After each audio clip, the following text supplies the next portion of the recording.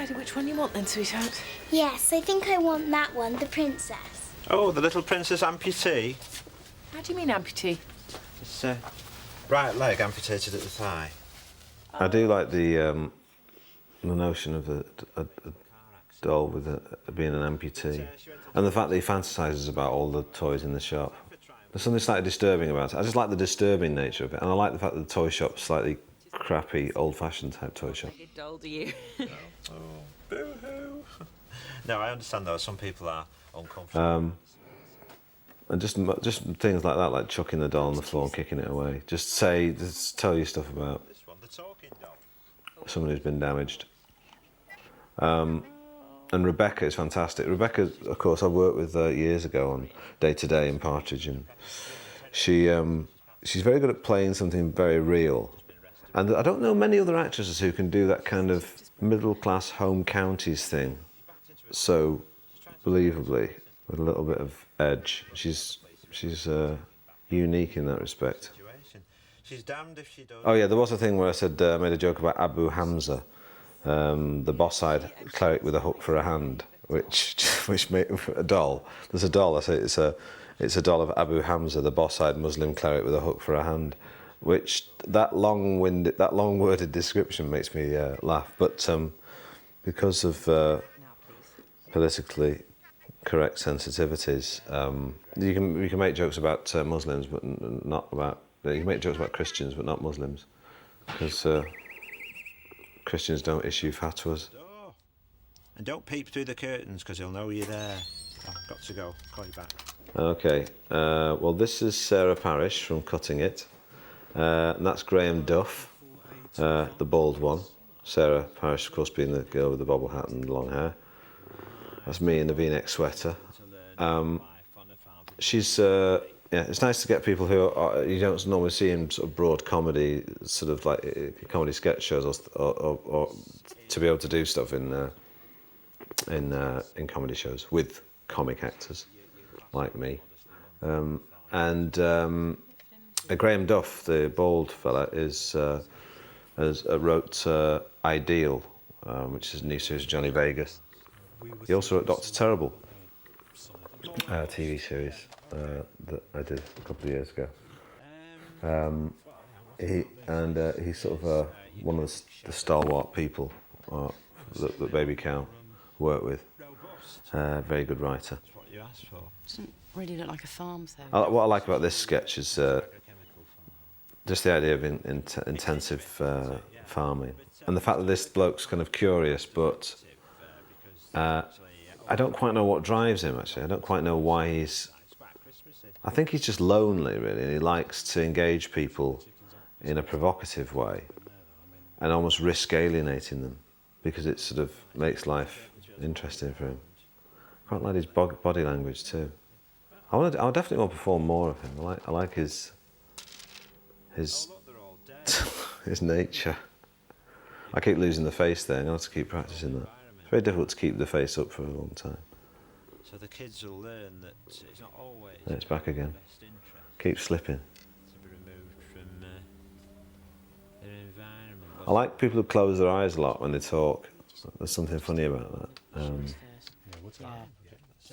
I don't know how he came on the toy shop. I think it probably was that his dad died, and he got it by default, or I don't know where he got the toy shop. And he went to pieces. Then the foot and mouth epidemic was the last straw, so to speak. He makes shopping for toys a very unpleasant experience. And also, it's so not state-of-the-art. I mean, there's no computer games in there or anything that kids would really want. I don't quite know how it sustains itself. I mean, I think it's probably the kind of toy shop that old women go into to buy toys for their grandchildren. I mean, really old women. Actually, the kind of shop old women would have gone into 25 years ago to buy toys for their grandchildren. But the kind of shop that probably doesn't exist anymore. Even the old till. Shall we go? Yeah. And what I do like is the blind boy. They used to run in our chip shop. I think it was a blind boy, but with post-war shorts on. I don't know if he refers to it. Yes, he does. Yeah, there we go. It says the cripple boy. I think it says put some money in the cripple. I love the outmoded terminology. It's always funny. No, I'll keep it. Aww. This is Rachel. I like those very cheap, nasty hulks in the foreground. They just look like real, what do you call it, snide hulks. It's like kind of prizes you win at fairs, basically. I remember Vic and Bob once doing, that's Rachel Isaacs, by the way, from The Office, doing a little stint for us. At school, taunted about his size. I love those, what do you call those boards with the holes in that you put hooks in? Those sort of hardboard boards. Anyway, yeah, I do like those, but she's, that's right, Vic and Bob once had a sketch where they were running for election, and one of the parts of the manifesto was better prizes at fairs, which I thought was very funny. But that was the kind of material that Roy said. I love the way he drops things on the floor if someone's not interested in them. It's not. Sometimes it's nothing to do with logical behaviour. It's just doing things that are stupid. Yeah. I'm sure Carl would have no problem with these. As long as no one was watching. It does make me laugh. Sometimes it's back to be a bit self-indulgent, really, but I enjoy myself doing this. And if people find it funny, then that's a bonus. We did discuss what you should dress like. I like the idea of wearing a V-neck sweater and a tie. There's something kind of old-fashioned about that, and therefore disturbing in a younger man.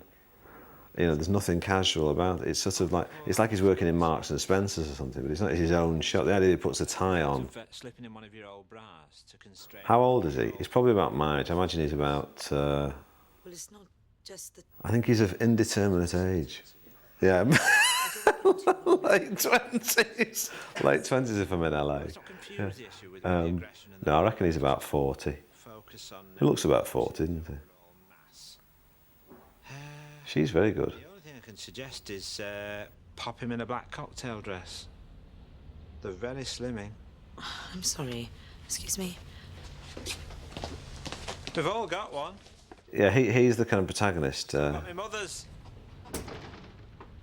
It's folded up at the bottom of my underpant drawer. I see it every morning.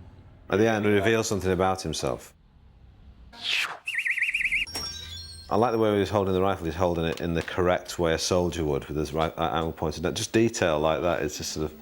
It's like if someone he's aware of that, you know, not hold it in a jokey way, like he was on guard outside some embassy. And he probably was in his head. That's Rhys Thomas and Jo Borbin, his girlfriend, and that's a prop baby. This one's. Could be a single mum and. I can't remember what this one's about. Oh yeah, that's what it's about, sort of stimulating the baby. I like the fact that he projects into the future about him being seduced by some office girl while she's at home tearing her hair out with the baby. It's sort of painful truth, I think, is what he's interested in.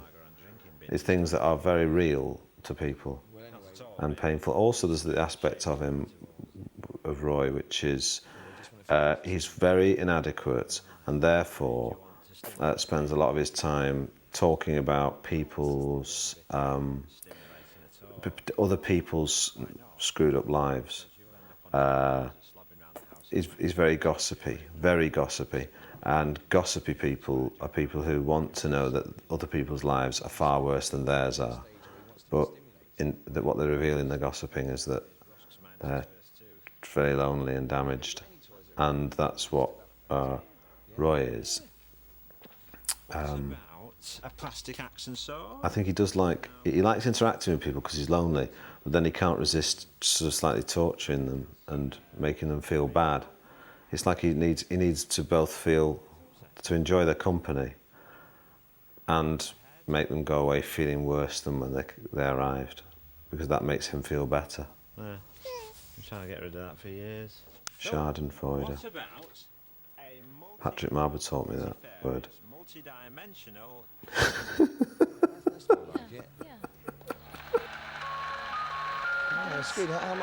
not finished yet. Yes, shall we see what baby Ricky thinks of it?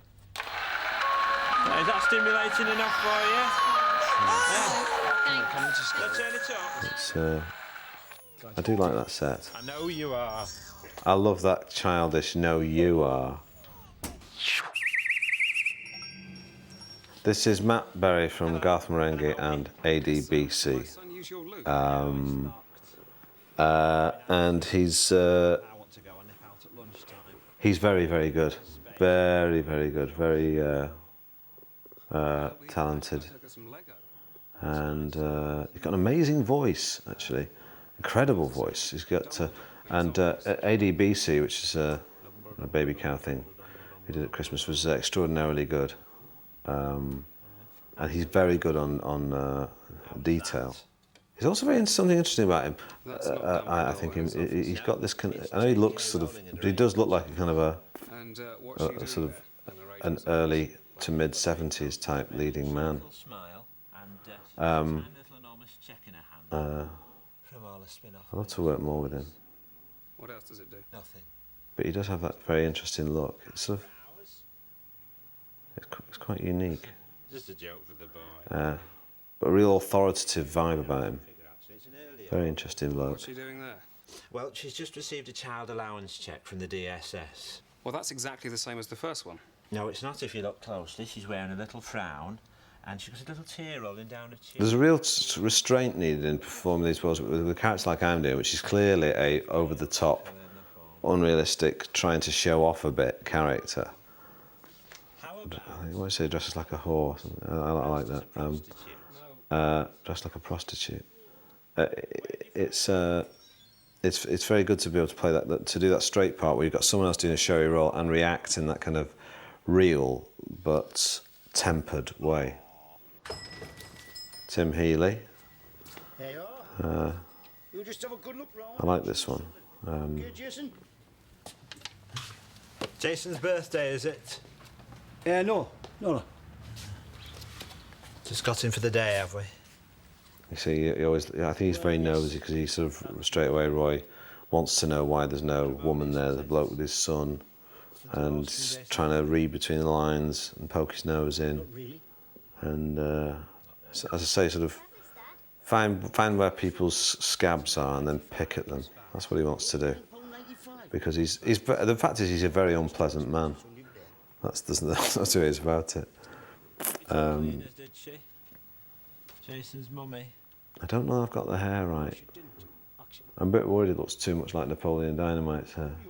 Game starts at 3 o'clock. Oh, we're going to But I like his body language. I like his gay body language. Yeah. His effeminate body language, not necessarily consistent with being gay. Lots of non-effeminate gays, but I think he might say that he wasn't gay. He might protest too much. Well, yes, of course. Like say, oh, I told you I'm before. not like that. I mean, I almost think he's a bit like Kenneth Williams. Like, is slightly revolted by the physicality of any kind. Like, I imagine that he wouldn't let people use the toilet. In fact, I don't think he does at one point. He says that there's no toilet there. Because I remember that was a famous thing about Kenneth Williams is he wouldn't let people use his toilet. Had to go down the road to the pub or something. Even best friends, So I think there's a bit of that in him. They said no.